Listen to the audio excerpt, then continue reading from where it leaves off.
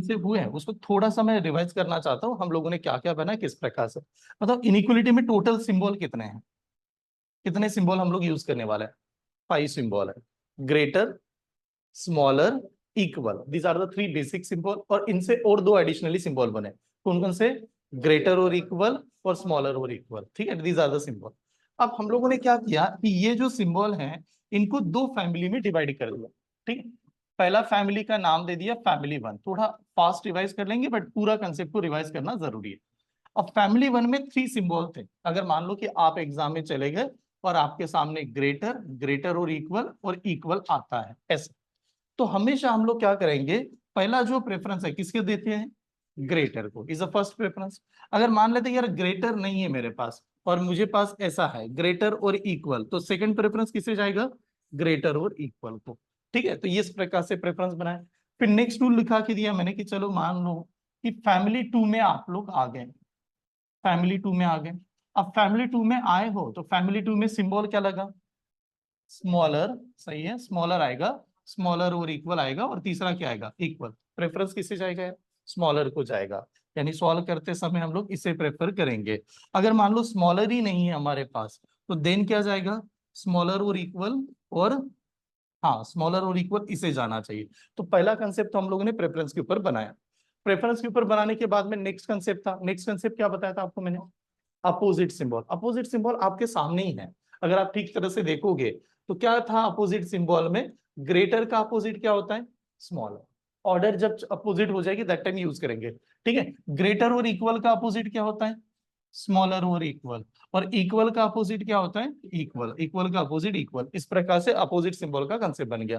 अब opposite symbol बनने के बाद में दूसरा कंसेप्ट क्या था हम लोगों ने? No relation. सही ना, इतने 3 ही कंसेप्ट हुए ना? क्या क्या लिखा के दिया, थोड़ा ध्यान से याद करो। नो रिलेशन बताया था। नो रिलेशन में क्या था कि जब 2 अलग अलग फैमिली के अगर लोग आते हैं तो रिलेशन नहीं बना सकते। कितने नो रिलेशन की कंडीशन है? 8 नो रिलेशन की कंडीशन है। हाँ, वो किस प्रकार से आ गई, यहां तक हमारा पूरा बना। अब हम लोग चलते हैं आज का मेन कंसेप्ट के ऊपर। ओके, कंडीशन लिख दीजिएगा, कंडीशन फॉर आइदर, हेडिंग लगा दीजिए condition for either. Condition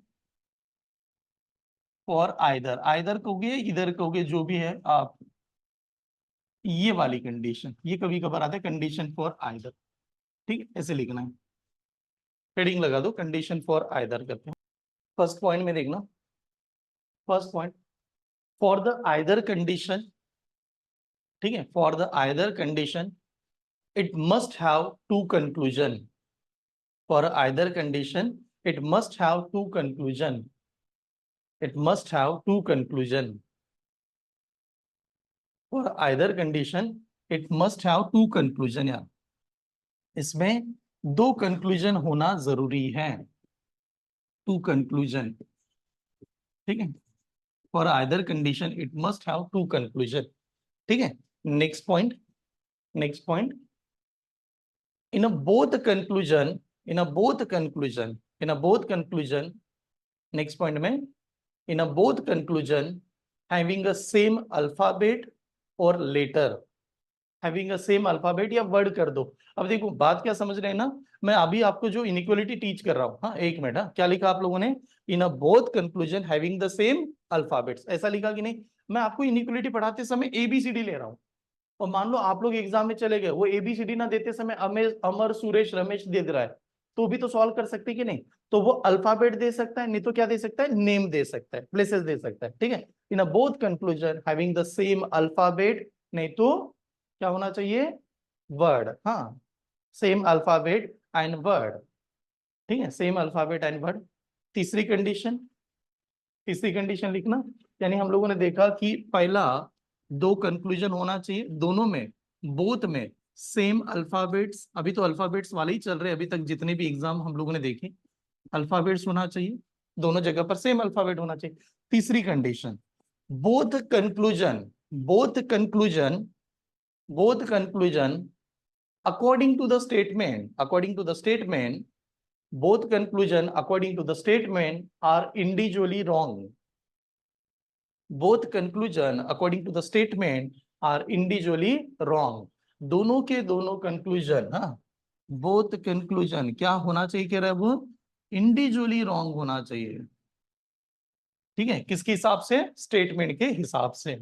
both conclusion according to the statement are individually wrong. यहां तक आ गए? तो ये तीन चीजें हैं जो कंपलसरी होना चाहिए, तब जाके आइदर बनेगा। अब आइदर बनाते समय दो कंडीशन होती है, डायरेक्ट रिलेशन में कैसे बनाए सर, और नो रिलेशन में कैसे बनाए। ठीक है, पहले देखो मैंने क्या क्या आपको बताया। आइदर कब लगेगा, कितने कंक्लूजन में लगेगा? दो तीन चार पांच कंक्लूजन में आइदर कभी भी नहीं लगा सकते, दो कंक्लूजन में आइदर वर्ड यूज कर सकते हैं। दूसरी कंडीशन, आइदर लगाते समय दोनों में क्या होना चाहिए? सेम अल्फाबेट होना चाहिए, तभी लगेगा। ठीक है, नेक्स्ट कंडीशन, दोनों के दोनों इंडिविजुअली क्या होने चाहिए? रॉन्ग होने चाहिए। किसके अकॉर्डिंगली रॉन्ग होने चाहिए? स्टेटमेंट के अकॉर्डिंगली, जो स्टेटमेंट दिया जाएगा। तो अब यहां तक आगे, अब यहां से सवाल स्टार्ट होता है कि आइदर बनाते समय दो अलग अलग आते हैं। एक होता है डायरेक्ट रिलेशन में आइदर कैसे लगेगा। हम लोग कहेंगे पहला डायरेक्ट रिलेशन, अभी लिखना मत, इसको पहले समझ लेते हैं। यार डायरेक्ट रिलेशन में आइदर कैसे बना सकते हैं। ठीक है, ये डायरेक्ट रिलेशन। अब डायरेक्ट रिलेशन में मान लो कि आपका जो स्टेटमेंट है, हम लोगों ने कहा यार स्टेटमेंट दिया और स्टेटमेंट में ए और बी में रिलेशन दे दिया। स्टेटमेंट से ए और बी में रिलेशन आ रहा है, जैसे ए इज ग्रेटर और इक्वल टू बी, ऐसा स्टेटमेंट का रिलेशन आ गया। आपने पूरा सॉल्व किया और आपको पता चला ए और बी में ग्रेटर और इक्वल का रिलेशन है। तो अब मेरे पास कंक्लूजन है, कंक्लूजन है मेरे पास, पहला कंक्लूजन। अब मेरे पास दो कंक्लूजन होना चाहिए। तो ये कह रहा है एक कंक्लूजन में गिवन है ए इज ग्रेटर देन बी, और दूसरा कंक्लूजन में गिवन है ए इक्वल टू बी, ऐसा गिवन है। और अब आपको बताया चेक करके बताओ। अब देखिए हम लोगों ने क्या कहा, हम लोगों ने देखा कि ए और बी में क्या रिलेशन है, ए और बी में क्या रिलेशन है? ग्रेटर और इक्वल है, डायरेक्टली ग्रेटर और इक्वल है। हम लोगों ने यहां पर देखा क्या ए नाम का लेटर बी से ग्रेटर है? नहीं है, ये तो ग्रेटर और इक्वल कह रहा है। ग्रेटर और इक्वल से ग्रेटर कह सकते हैं क्या? नहीं कह सकते ना यार, ये ग्रेटर और इक्वल कह रहा है, ये क्या कह रहा है? सिर्फ ग्रेटर। करेक्ट या रॉन्ग? रॉन्ग आएगा। ये कहेगा यार इंडिविजुअली तो ये रॉन्ग ही है ना, इसके हिसाब से, इसके हिसाब से तो रॉन्ग है। अब मैंने कहा चलो A equal to B, A equal to B है क्या? नहीं, ये भी रॉन्ग है। अब ये दोनों के दोनों रॉन्ग हो गए। लेकिन अगर दोनों के दोनों रॉन्ग हो गए, तो मैंने कहा अगर मैं दोनों को कंबाइन करूं तो, अगर दोनों को मर्ज कर दिया जाए तो, एक साथ में बना दिया जाए तो, अगर एक साथ में बनाएगा तो ये मिलेगा आपको? हाँ मिलेगा। एक जगह पर क्या था? ग्रेटर, दूसरी जगह पर क्या था? इक्वल। हाँ, आपके पास दो कंक्लूजन थे, दोनों में सेम अल्फाबेट थे, ए बी है कि नहीं, और दोनों में कंबाइंड रिलेशन यही बनेगा। तो दैट टाइम इस जगह पर आएगा आपका कौन सा कंडीशन? आइदर। इस जगह पर हम लोग आंसर देंगे either is the answer, is a direct relation का कंडीशन। ठीक है, नोट डाउन कीजिए। अगला सवाल, अगला कंसेप्ट, मतलब कंसेप्ट पहले क्लियर कर देता हूँ फिर एग्जांपल स्टार्ट करते हैं। मान लो स्टेटमेंट कहता है, स्टेटमेंट में आ गया कि दोनों में नो रिलेशन है। आपने स्टेटमेंट चेक किया, दोनों में कोई रिलेशन नहीं बना सकते, नो रिलेशन। नो रिलेशन मैंने कल पूरा टीच किया आपको, नो रिलेशन कब आता है। ठीक है, तो एक कंक्लूजन में बताया गया, एक कंक्लूजन कह रहा है, ए और बी नाम के लेटर ले रहा हूं, ये ध्यान से देख लेना। ए इज कह रहा है ग्रेटर और इक्वल टू बी, दूसरा वाला कह रहा है ए इज लेस और इक्वल टू बी। तो बताओ इसमें आइदर लगेगा या नहीं लगेगा? ये आइदर आएगा या नहीं आएगा? आएगा। क्यों आएगा आइदर?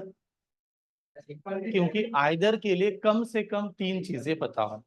ठीक है, वो तीन चीजें मेरे पास नजर आ गई तो मैं आइदर लगा सकता हूँ। अब वो, और लेकिन वैसा दिखना भी चाहिए। जैसे यहां से आपने देखा, तो यहां पर आपको क्या नजर आएगा? दो कंडीशन तो यहां पर नजर आई। ए नाम का लेटर क्या हो सकता है? ग्रेटर। नहीं तो ए नाम का लेटर क्या हो सकता है? इक्वल। ऐसा दो कंडीशन इस जगह पर आ गई। इसमें कितने कंडीशन आ गए? इसमें भी टू कंडीशन आ गई। क्या क्या कंडीशन है? ए इज लेस देन बी है, और क्या हो रहा है इसी का मतलब? ए इक्वल टू बी। हम लोगों ने कहा था यार कम से कम तीन चीजें मिल जाए तो मैं आइदर कह सकता हूँ, सिर्फ तीन चीजें मिलनी चाहिए। तो मैंने कहा कि चलो अगर तीन चीजें हैं यहाँ पर, ए ग्रेटर भी बता रहे हो, ए लेस भी बता रहे हो, और ए इक्वल भी बता, लेकिन ए दो बार आए कि नहीं, तो दोनों का मतलब भी तो सेम ही है। ठीक है, ये इक्वल है और ये भी इक्वल है, तो रिपीट ही तो हो रहा है। तो दैट टाइम हम लोग इसे भी क्या कहेंगे? Is the condition for either, इस समय भी आइदर लगेगा। ठीक है, is the condition. Note down कीजिए, कुछ एग्जांपल लिखा के देता हूं, उसके बाद में स्टार्ट करता है पीडीएफ से। एग्जांपल देखते हैं। अब एग्जांपल देखो कैसे। एग्जांपल में ऐसे दे दिया, A is greater than B, हाँ चाय मिलेगी। ठीक है, equal to C, C is less और equal to D, D is greater than F. ऐसे आ गया, ये वाला स्टेटमेंट है। हाँ, अब आपने कल तक देखा ग्रेटर, स्मॉलर, यस, इससे आंसर देते ना कि ट्रू फॉल्स वगैरह। अब सभी आपको आंसर अच्छी तरह से देखना है। पहला वाला कंक्लूजन कह रहा है ए इज ग्रेटर देन सी। दूसरा वाला कंक्लूजन कह रहा है ए इज इक्वल टू सी। तीसरा वाला कंक्लूजन कह रहा है, ठीक है, थर्ड कंक्लूजन से C is less than D. Fourth वाला कंक्लूजन कह रहे हैं C is equal to D. ठीक है, चलो बताओ आंसर क्या दोगे और कैसे। आपने देखा कि यार स्टेटमेंट ये था मेरा, इस प्रकार से स्टेटमेंट था। पहला कंक्लूजन मुझे ए से लेके कहां तक जाना है, सी तक, ए टू सी तक जाना है। अब मैं ए से लेके सी तक जाऊं यहां तक, तो क्या क्या सिंबल आए, ग्रेटर और equal. What is the preference, greater. Preference हमेशा ग्रेटर होता है, तो इसमें ग्रेटर दिया भी तो है, तो इस वजह से पहला वाला क्या हुआ, करेक्ट। आप ऐसे कह सकते, सही कि नहीं, ये करेक्ट। यानी आपने देखा कि सर ए और सी में ये वाला रिलेशन है ग्रेटर का, तो ये करेक्ट है। अब सेकंड कंक्लूजन भी कह रहा है कि ए से लेके सी तक चले जाओ, लेकिन ए से लेके सी तक ये इक्वल कह रहा है, हमारे पास रिलेशन क्या था, ग्रेटर, तो ये वाला बाय डिफॉल्ट हमारा क्या हो गया, रॉन्ग। सेकंड वाला रॉन्ग हुआ। ठीक है, अब चलो ये तो रॉन्ग हो गया, यहां पर चेक किया, ठीक है, सी और डी का रिलेशन चेक करें। अब सी और डी का रिलेशन चेक करने गए, सी से लेके डी तक गए। अब ये कह रहा है C is less than D, only less है क्या, नहीं है। ओके, ये कह रहा है C equal to D, only equal है क्या, नहीं है। एक्चुअली सी और डी में रिलेशन क्या है, सी और डी में रिलेशन क्या है, लेस और इक्वल। तो क्या अगर मैं दोनों को कंबाइन कर दूं, लेस और इक्वल बनेगा मेरा, यस बनेगा। तो अगर ये बन जाएगा, that time is the either for direct relation. ये आंसर क्या आएगा, आइदर आएगा। और क्यों आएगा, because of the direct relation. ठीक, नोट डाउन कीजिए। नाउ ये देखो ऐसे ऑप्शन आएंगे, पहले अभी एग्जाम में देख लो कि ऑप्शन कैसे टिक करना पड़ेगा, ओनली वन कंक्लूजन फॉलोज, पहला ही करेक्ट है। सेकंड वाला कहेगा only second follows. C option का मतलब आइदर कंक्लूजन वन और टू, इनमें से कोई तो आएगा। और D conclusion neither conclusion one और टू, दोनों के दोनों क्या है, रॉन्ग है यार, नाइदर। और ई ऑप्शन का मतलब क्या होगा, दोनों के दोनों करेक्ट है। मुझे एबीसीडी नहीं चाहिए, मुझे कैसे चाहिए, पहला करेक्ट, दूसरा करेक्ट, पहला दोनों करेक्ट, आइदर वगैरह ऐसे आंसर चाहिए। तो मुझे जाना नहीं इसमें, ये तो एग्जाम वाइज तो चेंज भी होगा, अल्फाबेट ऊपर नीचे। ठीक है, चलिए ये वाला सवाल आपके सामने, टाइम स्टार्ट। हम लोगों को यहां पर देखना था कि यार किसका रिलेशन चाहिए एफ और टी में। सबसे पहले देखना एफ और टी, यहां पर भी टी और एफ है, दोनों सेम ही लेटर है कि नहीं, एफ टी सेम है। अगर सेम लेटर है तो हमें एक को चेक करेंगे, दोनों का आंसर दे सकता है। तो पहला कौन सा लिखे सर, इसको कैसे देंगे, सबसे पहला लेटर क्या है आपके सामने, टी। तो मुझे टी से लेके एफ तक जाना है, टी से लेके एफ तक जाना है कि नहीं।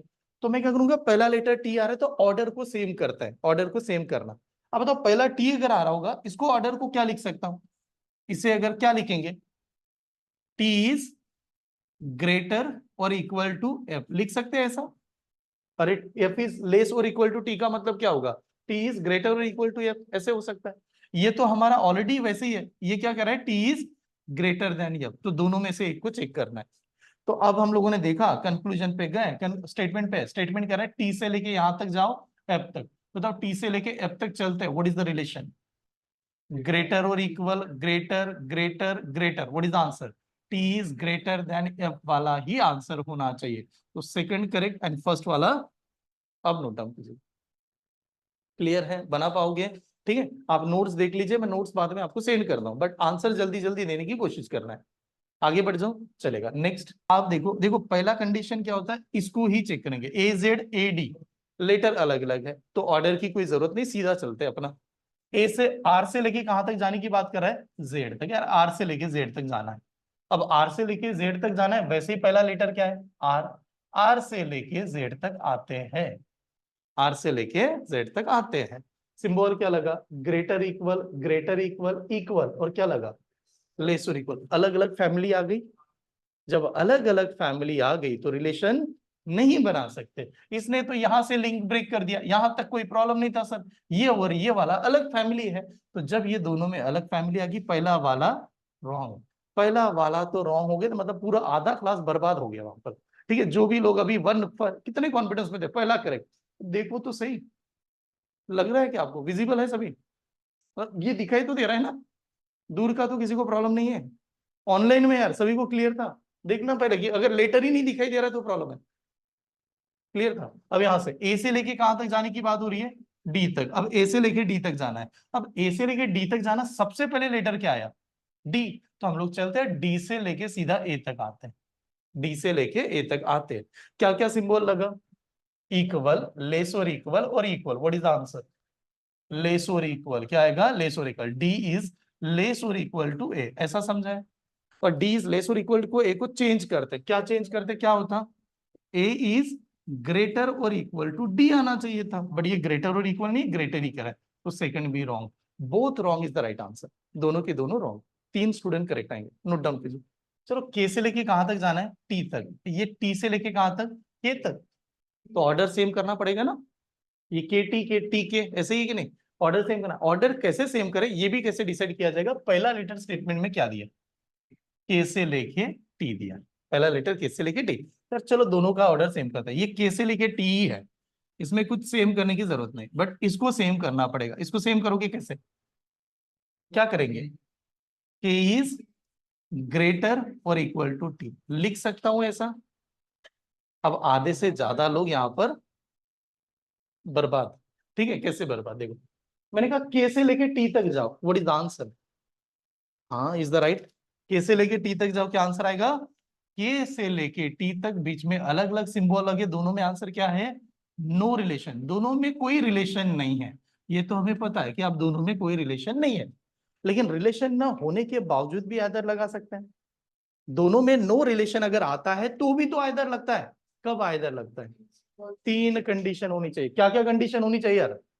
ग्रेटर, उसके बाद में लेस, उसके बाद में इक्वल, 3 कंडीशन आनी चाहिए। ये वाला कह रहा है के is greater then T, okay मान लिया।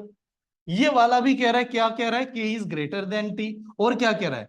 के इक्वल टू टी। और के लेस देन टी तो नहीं है ना, तो के इज लेस देन टी नहीं है, तो दोनों के दोनों wrong. Both wrong is the right answer. ठीक है, क्या आंसर आना चाहिए था? Both wrong. यहां पर भी पूरा क्लास फंस गया। 3 स्टूडेंट जिन्होंने आंसर दिए, इज द राइट आंसर। अब मुझे एक बात बताओ, ऑर्डर कैसा है? वाई एक्स, एक्स वाई, पहला लेटर कौन सा है? और वाई से लेके कहां तक जाना है? एक्स तक। तो हम लोग कहते हैं यार ये वाला ऑर्डर सही था, sequence Y is greater than X. और ये वाला क्या था? X equal to Y. X equal to Y को क्या कह सकते हैं? वाई इक्वल टू एक्स, ऐसे भी तो कह सकते हैं। ठीक है, यानी हम लोगों ने ऑर्डर सेम कर लिया। अब ऑर्डर सेम किया तो मैंने कहा चलो वाई से लेके एक्स तक चले जाओ। वाई से लेके एक्स तक जाते क्या आंसर आएगा? अंगद रुक जाओ 2 मिनट, हाँ दोनों भी रुक जाओ। वाई से लेके एक्स तक क्या आएगा? Y is greater, greater equal, greater equal, यानी आंसर आएगा वाई इज ग्रेटर और इक्वल टू एक्स। ये एग्जैक्टली दोनों में रिलेशन है। अब ये रिलेशन है यानी ये हमारा आंसर है, तो इस हिसाब से पहला कंक्लूजन क्या होगा? रॉन्ग होगा। दूसरा कंक्लूजन क्या होगा? ये भी रॉन्ग होगा। लेकिन दोनों को कंबाइन करेंगे तो ये मिलेगा क्या? हाँ मिल जाएगा। तो that time right answer is the either. यहां पर राइट वाले आइदर। हाँ,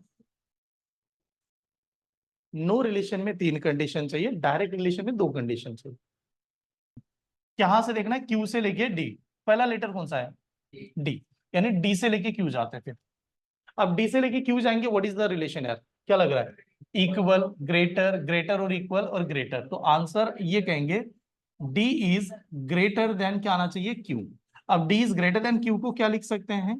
D, Q is smaller than D, ऐसा आना चाहिए। Q is smaller than D, अगर हम लोगों ने ऑर्डर चेंज किया तो ऑर्डर ये वाला पहला क्या होगा? Wrong, first is the wrong. ठीक है, पहला वाला तो रॉन्ग था इसका का। दूसरे में देखा डब्ल्यू से लेके कहां तक? ई तक। डब्ल्यू से लेके ई तक आ गए, तो डब्ल्यू पहला लेटर कौन सा है? ई। तो पहला ई है, बाद में डब्ल्यू है। लेटर क्या आया? लेस, लेस और इक्वल, लेस और equal. What is answer? Less. तो यानी हमें बनाना पड़ेगा यहां पर कि E is the less than W. इसी को क्या लिख सकते हैं? डब्ल्यू इज ग्रेटर देन ई। इस प्रकार से प्रेजेंट करेंगे। तो डब्ल्यू इज ग्रेटर देन ई, ये सेकंड वाले करेक्ट। ठीक है, तो ये वाला करेक्ट आंसर आएगा। इसमें मजा भी नहीं आ रहा, इसके बाद वाले नोट्स में, मतलब इसके पार्ट में आर और क्यू का रिलेशन देखना है। मैंने देखा यार क्यू यहाँ पर है, आर यहाँ पर है, रिलेशन तो बनेगा ही बनेगा। क्या रिलेशन बनेगा? आर इज, नहीं, Q is less than R, और Q is less than R को ही क्या करेंगे? R is greater than Q. तो पहला वाला तो डेफिनेटली करेक्ट था। ठीक है, दूसरा वाला देखा, दूसरा यहाँ पर समझ लेते हैं। डब्ल्यू, डी और यू से देखना है। अब डी मेरा यहाँ पर है, यू मेरा यहाँ पर है, रिलेशन बनेगा क्या? नहीं। क्यों नहीं बनेगा? No relation. Cancel, first correct is the right answer. ठीक है, चले नेक्स्ट। ये वाला यस और ओ यार, बताओ। आप सभी टॉप कर सकते हैं, मतलब ऐसा कुछ होता नहीं कि पहले नहीं आता था, सिर्फ समझना जरूरी है। सेकंड करेक्ट, निशिदा इनका कहना है सेकंड। सेकंड आएगा। हाँ सेकंड आएगा, ओके सेकंड आ रहा है। चलो ऑलमोस्ट सभी लोग सेकंड कह रहे हैं। पूनम सेकंड, उत्तम, गुड्डू सभी का सेकंड आ रहा है, कोई अलग स्टूडेंट नहीं। चलो सेकंड ही आ रहा है तो फिर चेक करते हैं। यस और ओ में, यस और ओ में, तो यस यहाँ पर है, ओ यहाँ पर है, रिलेशन बनेगा क्या? नहीं, यस और ओ में रिलेशन ही नहीं बना पाएंगे, तो पहला वाला तो रॉन्ग हो गया। ठीक है। पी और वाई में, पी और वाई में देखो यार, पी यहाँ पर है और वाई यहाँ पर है, तो रिलेशन बनेगा। What is the relation? Y is greater और इक्वल टू पी, और वाई इज ग्रेटर और इक्वल टू पी को क्या कहेंगे? पी इज लेस और इक्वल टू वाई। ये वाला आंसर आना चाहिए, सेकंड वाली इज द राइट आंसर, तो सेकंड इज द करेक्ट था। चलो अब आपने देखा जेड से टी, जेड से टी पहला लेटर क्या आया? ये टी से जेड, जेड से टी, टी से जेड, दोनों सेम लेटर है, सेम अल्फाबेट है। पहला लेटर क्या है? टी। टी से कहां तक जाना है? दोनों में रिलेशन तो नहीं है यार, ये पक्का है, लेकिन आइदर लग भी तो सकता है, ये भी तो चेक करना है। अब आपको ऑर्डर पहले सेम करना है। ऑर्डर सेम करने के लिए ये लिखा हम लोगों ने, पहला लेटर टी था, कुछ भी लिख दो तो भी चलेगा, मैं टी को रखता हूं। तो टी के हिसाब से क्या लिखेंगे? T is less than Z. क्या मैं ऐसा, हम लोग ऐसे लिख सकते हैं? Correct, T is less than Z. इसको क्या लिखा यहां पर? क्या है? टी इज ग्रेटर और इक्वल टू जेड, यहां तक। और आप लोग जानते हो कि टी और जेड में अगर स्टेटमेंट के हिसाब से चलेंगे तो कोई भी रिलेशन नहीं है, that is called as a no relation. अब नो रिलेशन में आइदर बना सकते हैं, कब बना सकते हैं? तीन कंडीशन होनी चाहिए। तो इसने तो बताया कि T is less than Z, और ये वाला क्या कह रहा है? T is greater than Z, और क्या कह रहा है? T equal to Z. तो बताओ क्या आना चाहिए? आप बताओ, खुद बताओ क्या चाहिए? आइदर, तो आइदर वाले स्टूडेंट करेक्ट आएंगे, either is the right answer. ठीक, तो ये सवाल में देखा कि कहां से देखना था, एल और डब्ल्यू। एल और डब्ल्यू में पहला कौन सा आया? एल है, तो एल से लेके डब्ल्यू तक चले गए। What is the relation? L is greater than W, तो L is greater than W, तो पहला वाला करेक्ट है सीधा। यहां से देखे जी और आर में, जी और आर में देखा, जी यहां पर है, आर यहां पर है, रिलेशन नहीं बना सकते, नो रिलेशन, सीधा आंसर। ठीक, चलिए आपने देखा बस ये ऐसे दे रहा है, ये यू तक, बट बाद में यू से और टी का ही रिलेशन है, टी से डब्ल्यू का रिलेशन है कि नहीं? तो हम लोगों ने देखा आर और किसका रिलेशन चाहिए? डब्ल्यू का। आर और डब्ल्यू को देखना पड़ेगा, यानी डब्ल्यू और आर को दोनों को उठाना पड़ेगा। अब देखिए यार, आर का रिलेशन किसके साथ है? यू के साथ। यू का रिलेशन किसके साथ है? टी के साथ है। और टी का रिलेशन किसके साथ है? डब्ल्यू के साथ है। छोटे छोटे पार्ट को उठाया और वहां से रिलेशन को कंबाइन करने चले गए। R equal to U and U is greater और इक्वल टू टी, और टी का क्या कहना है? टी इज ग्रेटर और इक्वल टू डब्ल्यू। आया ऐसे? ओके एक बात बता दो, इसमें क्या आंसर दिया आप लोगों ने? बहुत रॉन्ग, पूरा क्लास रॉन्ग होगा यार। और किसी को आंसर देना है? अभी आपको स्टेटमेंट मैंने प्रेजेंट कर दिया, और सोचिए, मैं आपको चांस दे रहा हूं कि चलो और क्या सोच के आंसर देना है, क्या आंसर दोगे? अभी चांस है आपके पास, आप सोचिए इसको क्या आंसर दोगे। हाँ, आइदर लगाओगे, ओके चलो ऐश्वर्या इनका कहना है मैं आइदर लगा दूंगी, फर्स्ट करेक्ट बताएंगे। ओके इधर गायत्री इनका कहना है फर्स्ट ही करेक्ट बताऊंगी। और किसी का आंसर देखिए,